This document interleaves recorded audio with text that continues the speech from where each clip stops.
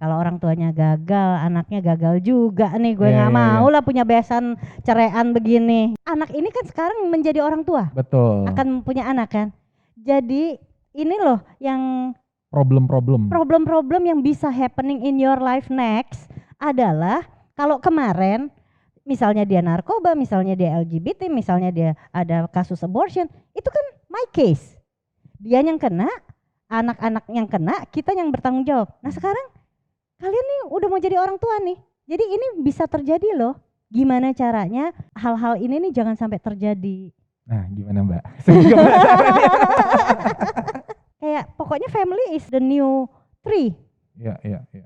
Ini adalah pohon yang baru. Pada saat nanti berbuah ini kan anak.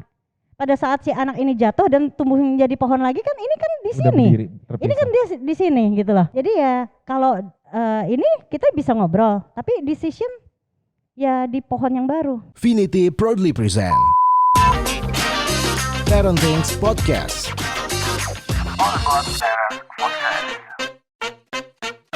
Nah, Smart Parents Mamendet ketemu lagi nih sama saya Uya dan masih sama Mbak Titi ya. Ini kita lanjut ke part kedua, ngomongin tadi Mbak Titi punya anak, terus melepaskan anak dan topik apa sih yang dipersiapkan gitu buat ngobrol sama anak, karena topiknya seru-seru.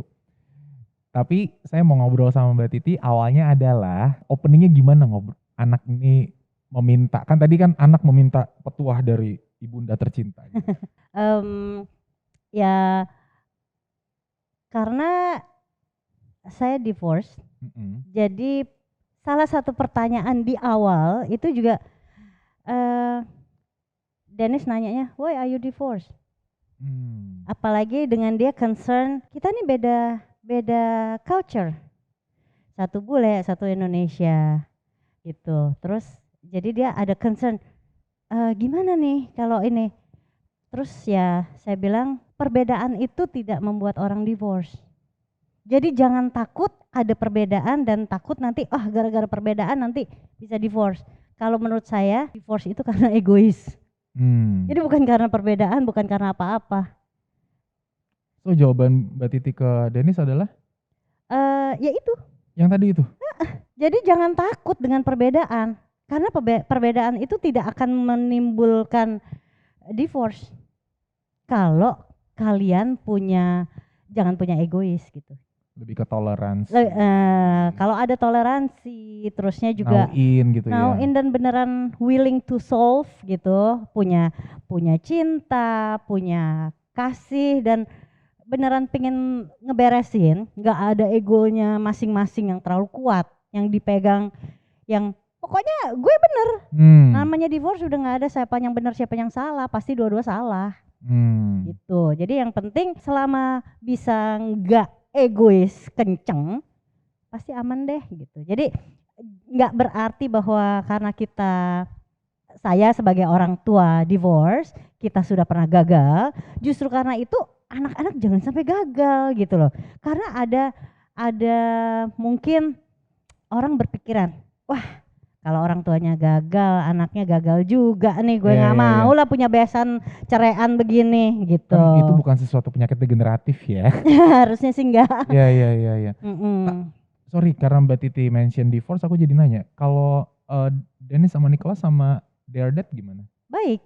Oh masih baik-baik aja? Baik dong, masih baik sekali. Tetap keep calling dan kan. Jadi kita punya session bertiga video call sama saya, mereka punya video call session sama bapaknya. Oh gitu, jadi Gitu. So Dennis bertanya kepada Mbak Titi, kan Mbak Titi divorce gitu ya, dalam artian, terus apa emang yang berarti itu salah satu concern Mbak Titi supaya anak-anak ini tidak mengulang kegagalan yang? Oh iya dong, banget dong. Kita kan buat saya divorce itu kegagalan, bukan planning, ya kan? Iya lucu ya kalau saya nikah tujuannya apa sih? Supaya bisa divorce. soalnya kalau nggak nikah nggak bisa. Kalau nggak nikah nggak bisa divorce kan? Iya. Nggak. Jadi of course itu bukan plan at all gitu ya. Sedangkan saya juga kalau yang untuk Dennis kebetulan karena sudah nemu yang cocok dan ini saya lebih ngebahasnya bukan kriteria calon lagi. Kalau kriteria calon itu dibicarainnya sama Nicholas yang kecil. Karena sekarang kan belum pacar. Oke. Dan dia sudah mengalami kegagalan pacaran. Kenapa ya gitu. Nah, itu ada lagi tuh. Tapi ini kan lebih fokus ke pernikahan. Marriage preparation ya. Tapi menarik ya, kadang-kadang kan sebenarnya kalau mau nikah juga kita pasti cocok pada awalnya Mbak. Sampai nanti akhirnya kok gitu sih gitu. Iya. Kan gitu ya. Kalau di awal nggak cocok nggak nikah kali. Iya makanya, iya kan pasti kan semua gitu. Cuman emang concern apa sih Mbak Titi yang dibicarakan waktu kita kan masuk ke ngilik-ngilik Zoom call-nya Mbak Titi sama anak-anak nih. Apakah Nicholas yang bertanya lalu Mbak Titi menjawab atau ada topik bahasan yang dibahas bareng-bareng atau gimana sih Mbak kalau lagi kayak gitu? Dennis. Sama Dennis maaf. Ada yang Dennis bertanya kayak misalnya tadi kenapa kalian divorce gitu. Terus worriness-nya dia bahwa kenapa sih? Is it because of the banyak perbedaan? Enggak sih. Perbedaan emang kalau bisa diminimize lebih bagus, tapi sebenarnya bukan itu big thing-nya gitu loh. Nah, terusnya selebihnya sih karena kelihatannya udah semua oke-oke aja, saya justru kayak bukannya kasih warning ya, tapi kasih persiapan bahwa ini nih bisa terjadi. What will you do kalau ini terjadi? Kayak misalnya rada ekstrim, saya nanya, misalnya mengenai narkoba, what do you think? What do you think and what do her family thinks? Narkoba, LGBT, abortion, kayak gitu. Jadi karena ini hal-hal yang mungkin akan melibatkan dua keluarga kan, nggak cuma mereka berdua, tapi ini kan hal-hal yang kayak gini, ini kan seperti udah ditanam dari sebelumnya. Jadi saya cuma nanya, if ini happennya to you, what will you do? Gitu kan, tentunya kita juga nggak kepingin anak kita tahu-tahu masih kecil, belum siap nikah, tahu-tahu hamil atau apa. Itu kan possibility. Begitu anak kita nikah, kan dia bisa punya anak dan punya possibility untuk itu. Kalau fasenya kita udah lewat kan, anak kita udah nikah kok. Yeah. Tapi itu kan berarti udah problem itu udah turun lagi nih ke generasi berikutnya gitu loh. Maksudnya jadi walaupun mereka baru mau nikah, saya udah mempertanyakan, kalau bagaimana kamu mendidik anak supaya jangan sampai happen that way. Karena pertama sih Dennis nanyanya gini, Mami gimana sih dulu ngedidik kita kok kita bisa jadi kayak gini gitu. Kita baru dapat konteks ya. Jadi ini ngomongin tentang gimana kalau anak kamu yang ada possibility itu gitu ya, ada risiko-risiko ke sana. Even though kita nggak ngarahin Dennis untuk ngajarin anaknya begitu. Enggak, tapi maksudnya dia sebagai orang akan menjadi sebagai orang tua harus siap. Kan di pertanyaannya gimana didik anak, gimana caranya kok Dennis bisa kayak gini today. Bisa talk openly sama mami, bisa ngebahas apa aja ke mami. Gimana tuh nanti sama anak-anak, bisa nggak dibikin kayak begini lagi ya gitu. Jadi mungkin itu yang kan kita harus ngejalinnya dari kecil gitu loh. Ngedidiknya. Ya menanamkan dari kecil. Menumbuh relationnya itu kan dari kecil. Oke. Jadi ini bahkan udah ngomongin ke mendidik anak. Dan ngomongin yang kayak gini-ginian. Gitu ya. Tapi sorry nih Mbak, aku mundur dikit aja. Pas tadi Mbak Titi bilang force is because of egois. Respon Dennis apa? Ya oke, maksudnya jadi dia paham. Jadi nggak worry about perbedaan lagi. Dia karena awalnya agak worry ya. Apakah nanti karena perbedaan nanti terusnya bisa ada possibility? Ya possibility of course pasti ada. Tapi kan gimana cara menghindari? Terus ngebahas tentang yang kayak tadi Mbak Titi cerita, ada hal-hal yang tidak diinginkan lah kita omong ya, terjadi gitu. Meskipun nih tetap nih smart parents ya, para penonton semua ya, bukan berarti si Mbak Titi mengajarkan anaknya untuk mengenali jaringan narkoba, bukan ya? Bukan sama sekali. Kalau itu terjadi kan pertanyaannya gitu. Jadi maksudnya gini loh, walaupun mereka baru aja menikah, berarti kan ini responsibility-nya kan dari kita nih, dari orang tua udah turun ke anak. Anak ini kan sekarang menjadi orang tua. Betul. Akan punya anak kan. Jadi ini loh yang problem yang bisa happening in your life next adalah kalau kemarin misalnya dia narkoba, misalnya dia LGBT, misalnya dia ada kasus abortion, itu kan my case. Dia yang kena, anak-anak yang kena, kita yang bertanggung jawab. Nah sekarang kalian nih udah mau jadi orang tua nih, jadi ini bisa terjadi loh. Gimana caranya hal-hal ini nih jangan sampai terjadi. Nah, gimana Mbak? Saya juga penasaran ya. Saya juga kan belum. Panjang banget Iya, nih, gimana, panjang gimana, banget. gimana? Jadi kayak misalnya aja, kalau narkoba udah jelas, it's a big no, nggak ada tawar menawar, pokoknya avoid that. Makanya misalnya, saya nggak ngelarang anak clubbing. Saya nggak ngelarang anak clubbing, boleh. Tapi make sure gelas yang kamu minum tidak pernah kamu tinggalin tanpa kamu I see. tinggalin di meja terusnya kamu minum lagi. No, we never know siapa ada yang naro. Kamu responsible sama gelas kamu. Atau you just go out sama orang yang benar-benar kita kenal family-nya juga. Jadi kita anak-anak keluar, orang tuanya tuh kita kenal. Jadi kita lebih tahulah ini arah keluarganya seperti apa. Play safe. You can play but play safe. Gitu.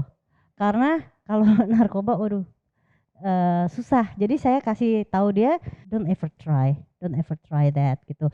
Cuma kalau mau alkohol, mau minum, mau ngerokok, mau coba, monggo, karena addictnya itu berbeda. Terus kemarin kalau kita ngobrol-ngobrol katanya sih ya, emang dikasih coba anak yang merokok gitu. Oh, bukannya dikasih coba, Iya, nyoba dong sendiri, ya. tapi Iya. maksudnya dia izin di depan aku gitu. Kebetulan aku lagi pergi sama Nicholas sama teman-teman. Nah terusnya Nicholas nanya, Mami, can I smoke? Boleh, dia bilang gitu. Are you okay di depan teman-temannya Mami? Mami nggak malu anaknya ngerokok? No, Mami nggak malu. Mami tahu anak Mami responsible. Dan dia ngerokok that time. Terus berapa tahun kemudian kan aku juga tanya, kamu nggak pernah ngerokok lagi? Enggak. Kenapa? It just to look cool that time gitu. Jadi dia find out sendiri bahwa ngerokok itu dia nggak addict dan cuma pingin nyoba aja. Ya udah, it's harmless kan. Kalau benar-benar ke monitor ya gitu. Jadi mendingan kayak gitu. Jadi walaupun aku dulu pernah ngerokok tapi ya gitu, tidak addict. Iya. Jadi aku lebih ngajarin apapun janganlah kita menyembah itu. Jadi misalnya rokok, if you want to stop then stop. Bukannya si rokok yang ngatur kita yang ngatur rokok. Ya itu kalau kita menyembah itu berarti kembali ke animisme dan dinamisme ya teman-teman ya. Jadi jangan, nggak usah ya. Nyembah di depan kotak rokok kali. Tapi ini satu pelajaran yang kita bisa ambil sama-sama ya. Bukan yang saya highlight bukan merokoknya, tetapi keterbukaan kita mendidik anak yang jujur tuh ya begitu. Kita harus bisa nerima fakta, bener gak sih Mbak? Tapi anak dua tuh beda loh. Gimana tuh bedanya? Lucu juga, zaman itu mungkin saya masih ngerokok juga sedikit-sedikit. Rokokku dicolong sama Dennis, dijual ke sopir. Oh, kok Dennis entrepreneur sepertinya ya, diketeng sama doi. Diambil dan dijual gitu. Emang bakat usahanya udah kelihatan ya Mbak ya? Bakat bisnisnya Jadi udah kelihatan. sebenarnya maksudnya saya tuh mau kasih lihat gitu bahwa ya Mami juga bisa smoking, tapi just for fun tuh. Jadi bukannya Mami yang tipe enggak very clean life gitu, enggak. Mami juga clubbing. Kita kadang janjian malam ini Mami clubbing di mana, kamu di mana? Oh, biar Jangan nggak ketemu. Kan aneh Tapi ya. nanti jemput-jemputan pulang. Iya, tetap bareng pulangnya ya. Bareng. Drop dulu di sana. Jadi maksudnya kasih lihat ke dia bahwa I can understand your lifestyle as well.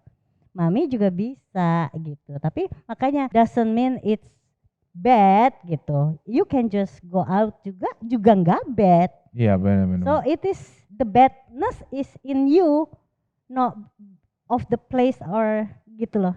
Iya. Kalau aku ngeliatnya gini loh, ada beberapa orang yang menuntut anaknya jujur, tetapi ketika anaknya berkata jujur atau jujur meminta sesuatu, itu tidak siap terhadap jawabannya si anak. Misalkan aku punya anak, aku suruh dia jujur, tapi pas dia jujur, papi, aku merokok loh, so aku gebukin. Oh iya. Besok mana mau jujur? Iya. Atau aku marahin habis-habisan. Besok mana mau jujur lagi gitu kira-kira ya.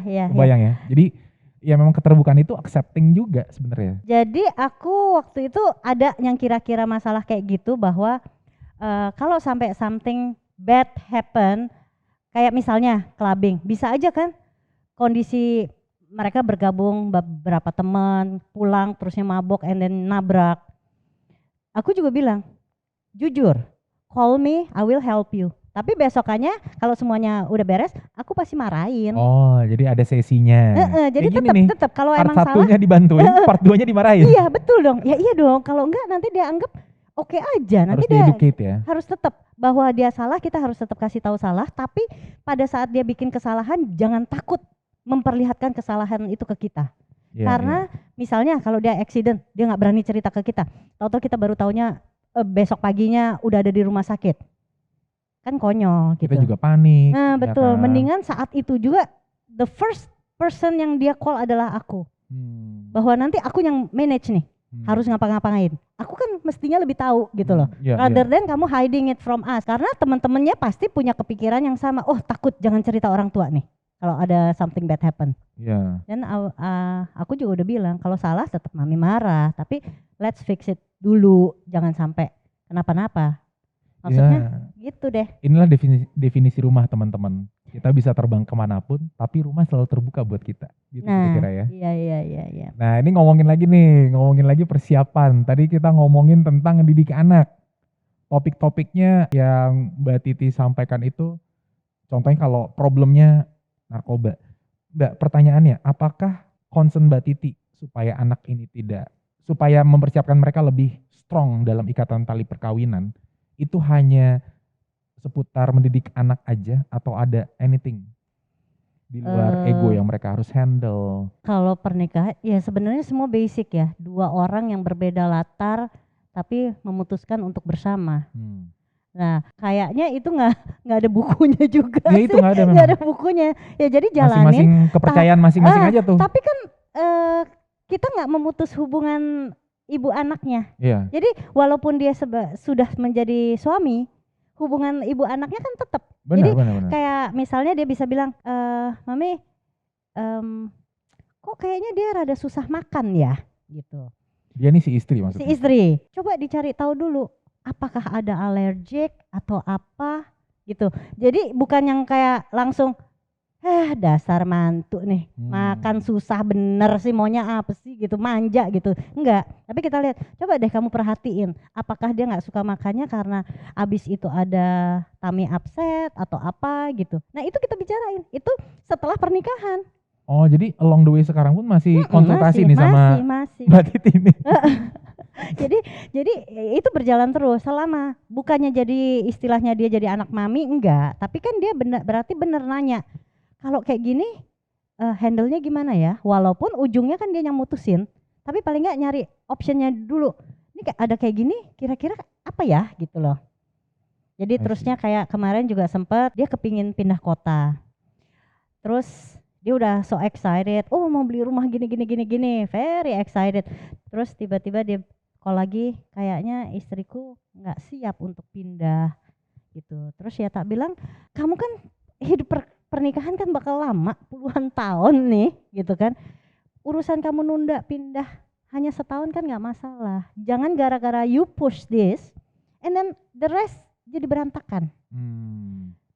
Pindahlah kalau udah siap. Kecuali kalau gak pindah gak makan, kalau gak pindah gak dapat kerjaan, itu beda. Kalau ini kan cuma kepingin to have a better life, you can just wait gitu loh.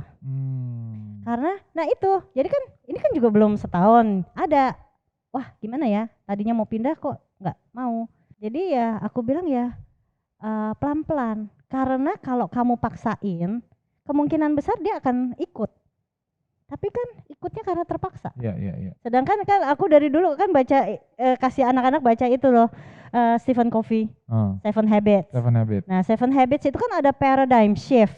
Saya bilang, ya kamu coba pikirin gimana bikin supaya paradigmnya dia shifting. Jadi dia akan dengan senang hati ngikutin. Sekarang kedua mempelai anak-anak si Dennis sama istrinya ini, dari Mbak Titi ada nanya-nanya cucu nggak Mbak? Nanya-nanya apa? Cucu. Oh kan dia paling hobi tuh oma tuh nanyain tunggu cucu. Dulu. Kan dia udah bilang, Mami kita belum siap, mau settle dulu. Oh oke, anytime you're ready. Tapi mereka berdua sangat sayang, sangat suka sama anak kecil. Jadi tetangga punya bayi bisa dipinjem-pinjem.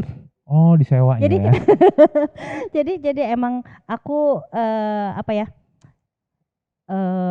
lumayan confident lah. One day mereka punya baby sendiri pasti bisa. Udah pasti bisa nih. Karena ya bukan pasti bisa, tapi maksudnya lebih confident aja karena sekarang aja dia seneng Kelihatan. pinjem gitu loh. Maksudnya kalau mungkin di Indonesia lebih ibu lah yang gendong baby, kan udah nggak zaman lagi tuh Iya, kayak nggak gitu. zaman. Nah, Dennis tuh udah gendongnya tuh udah oke Jago ya? banget, mah baby masih kecil banget. Jadi kebetulan tetangga ada yang punya baby sering banget main ke rumah gitu. Lucu. Terus lanjut lagi ke yang tadi pertanyaan sebelumnya Mbak Titi. Apa tuh? Ini loh, apa namanya? Gimana caranya Mami ngebesarin aku? How you raise us sampai kita bisa kayak begini gitu? Yang pasti kita kalau ngerjain apa-apa buat anak itu demi cinta kita sama anak. Oke. Bukan untuk egonya kita. Oke. Bukan untuk kita bangga punya anak bisa gini bisa gitu. Anak itu bukan showcase. Anak itu adalah anak. Oke. Banyak sekali orang cuma mikir, wah buat nampang nih anak gue pinter, buat nampang anak gue ganteng, cakep. Showing off. Itu untuk kebutuhan kita, nggak boleh. Jangan pakai itu untuk ngedidik. Karena kalau kayak gitu nanti akhirnya kita memperalat anak untuk memuaskan orang tua. Oh. Anak harus pinter, anak harus juara. Itu untuk muasin siapa? Kalau itu demi masa depannya mereka nggak apa-apa. Tapi kalau itu cuma buat kita show off nih ke tetangga, ke saudara, ke orang tua kita, ke oma opa, anak pinter loh gitu. Tapi itu kan memanipulasi mereka. Ya, itu akan ada di diri mereka, dia tahu gue ini diperalat nih cuma buat happinessnya orang tua. Ada rasanya ya. Nah mungkin itu akan menjadi painful. Tapi kalau kita ajarin, nih loh masak yuk supaya kamu pinter masak, buat dia independen. Pada saat dia kuliah dia bisa masak sendiri. Iya. Dia tahu bahwa saya nyuruh dia masak bukannya karena gue malas masak, lo aja yang masak gitu kan. Jadi apapun yang kita kerjakan adalah demi dia. Apapun yang dikerjakan demi dia itu. Demi dia. Keywordnya ya. Karena banyak sekali loh. Yang lalu loh videonya. Banyak sekali loh orang tua kayak gitu. Saya juga pernah ngalamin. Iya memang pas banyak. Waktu mereka kecil pernah nih, aduh belajar dong yang bener, pinter dong, biar bisa nampang sama my sibling. Anak-anaknya dia kan juga pada pinter gitu kan, kayaknya lu juga harus bisa dong gitu. And then terusnya somehow kita kan jadi stres kan. Nanti si my sister bilang gini, anak gue bisa gini loh, anak gue kok nggak bisa ya gitu, stres. Nah begitu kita stres kita push nih, lu harus bisa dong kayak dia. Padahal kan apa hubungannya gitu loh. Berarti Bu, ini jadi seru. Antara Dennis sama sibling? Nicholas itu gak ada sibling rivalry ya? Enggak. Gak ada sama sekali? Enggak, ya? itu juga, it's a big blessing. Ya, gak ada ya? Luar biasa. Sampai hari ini, mereka sama-sama dewasa, itu Nicholas tuh bisa bilang, Mami, I am so blessed and so happy punya big brother kayak Dennis.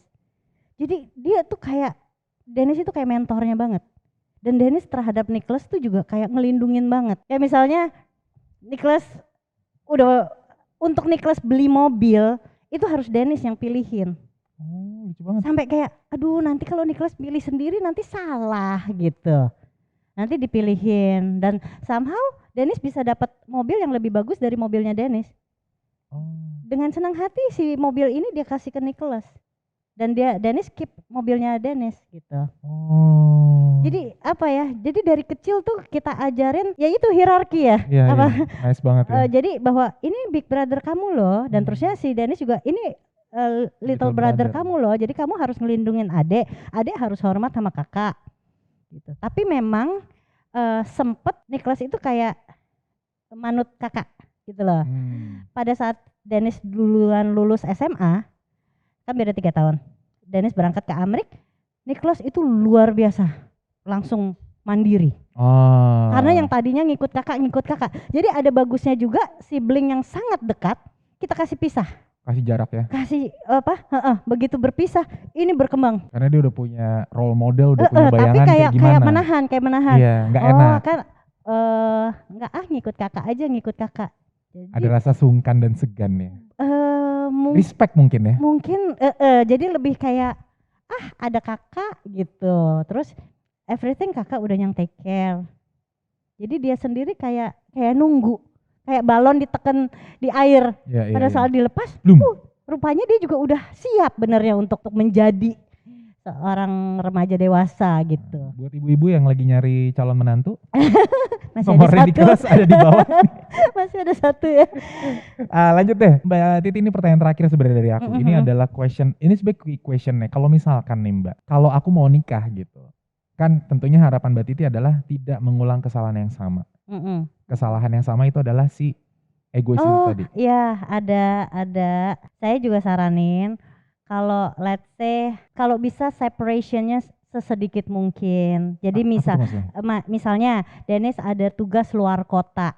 Kalau possible mungkin bisa, kalau cuma semalam 2 malam mungkin oke ya. Tapi kalau misalnya kalau long trip yang bisa maybe few days, seumpama istrinya bisa ikut mungkin lebih. Binas kalau barengan aja. Jadi walaupun oke Dennis kerja and then si istrinya bisa jalan-jalan atau apa gitu loh. Di bareng. Jangan- Serenceng. Serenceng, jangan terlalu kasih momen untuk membiarkan separation itu terlalu diterima gitu. Karena kayaknya saya ngalamin sendiri bahwa waktu itu sempat suami bertugas dan kita nggak ikut karena anak-anak udah gede, kita stay di Jakarta dan beliau tugas di luar. Nah, walaupun sebulan sekali atau 2 minggu sekali ketemu, tapi tetap gap itu nggak terbayar, nggak terbayar. Jadi seumpama bisa ada pilihan, avoid that. Mendingan barengan terus aja deh ya. Walaupun bukannya kayaknya Iya, sih ngintil nempel terus bukan. Tapi maksudnya separation itu nggak harus physical. Separation itu maksudnya ya mungkin komunikasi terus dijaga apa gitu. Jangan terusnya mentang-mentang oh ya udah lu pergi gue I have my own gitu. Oke. Itu juga Inilah, salah satu tuh itu yang penting. aku nasehatin dia karena dia juga ada tugas-tugas luar kota. Salah satunya itu. Kalau saya punya rangkuman 3 berarti yang saat ini saya dapatkan. Kalau anak saya nanti nih mau nikah, kamu masih nonton video ini ya. Yang pertama, egois tuh kurang-kurangin, ya kan? Kemudian yang kedua, itu adalah problem ini dibahas. Dalam artian adalah bukannya kita nyari problem, tapi how you solve the problem. Kayak gitu kira-kira ya.